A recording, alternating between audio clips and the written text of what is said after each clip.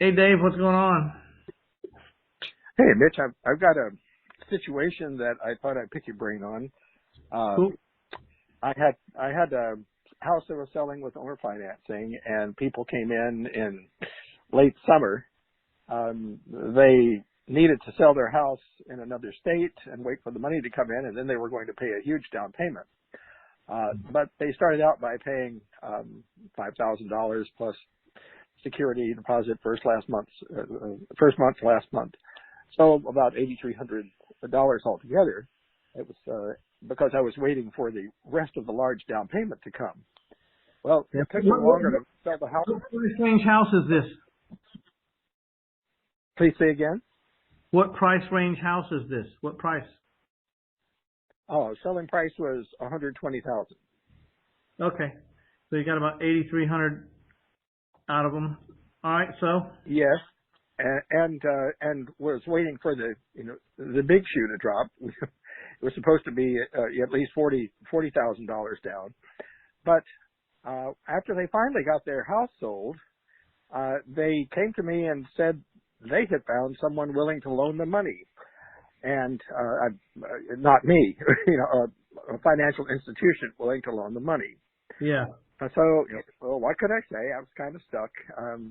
Plus, I'd been wanting to sell that house, so I was going to go ahead with it. But it's taken them several months, just a delay after delay, and finally everything seems to be ready to go.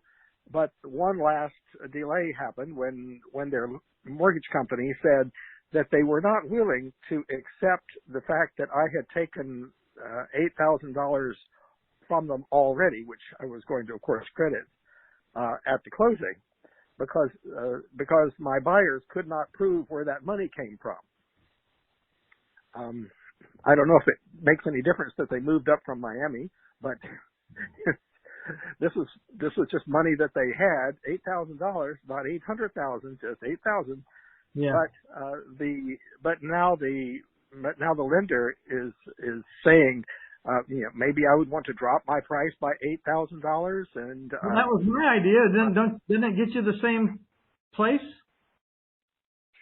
it does. I should mention that I own the house next door, and this is an almost rural area, and I was looking forward to that $120,000 price affecting my house next door as well, because it's subject to right now, and later.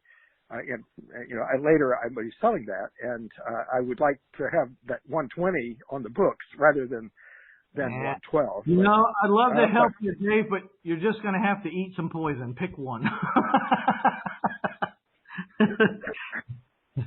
I don't know. I figured I do have one thought on that though. If I do take that $8,000 kind of off of this transaction, I still have to make some kind of contract or something that shows that they gave me that money in order to receive consultation or something. I can't just keep their $8,000 and have no rhyme or reason to it.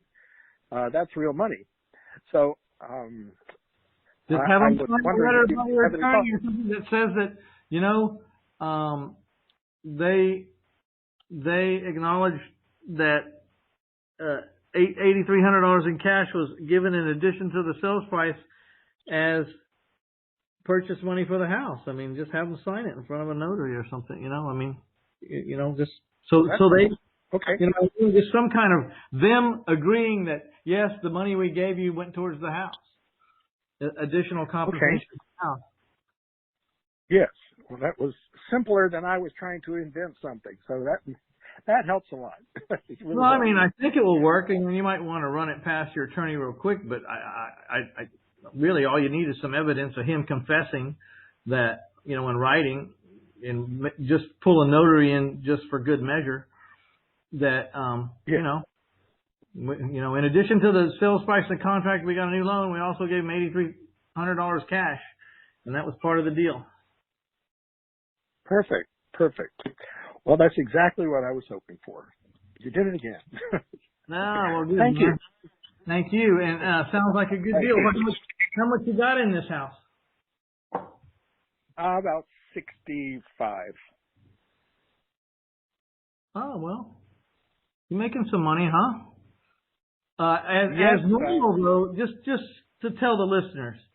So that's the problem with dealing with banks. That's why I always say, when, how much is it really costing you? I mean, they're probably costing you, they're not costing you that 8,300, but they could be hurting on the appraisal, but you had to pay some closing costs, right? And some other stuff?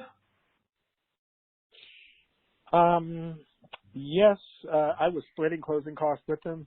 I've been allowing all of their $1,000 a month, $1,100 a month payments to count towards the purchase as the July or something like that. Yeah, I understand. So that's how that worked. Yeah. I'll be happy when it's over, and Yeah. and they it'll even at 1,200. They take forever. I thought your story was not going to have a happy ending, though. I thought you were going to say once they got the money, they didn't like your house anymore. Because sometimes when people move into these option kind of situations, or a lot of times, they move into a really nice house and they're all excited about it. And a year later, when the dogs pooped all over the carpet and the cats have urinated all over everything, they don't like the house anymore for some reason. I thought I had heard a tinge of that in your voice, but these people have been sweating down in a small condo, tiny condo in Miami for years, and they think they're in heaven being out in rural North Carolina. Yeah, so, they got some land and a bigger house, and well, it's a half an acre, but it's surrounded by trees, and in the distance there are goats bleating and so forth. So they're happy campers.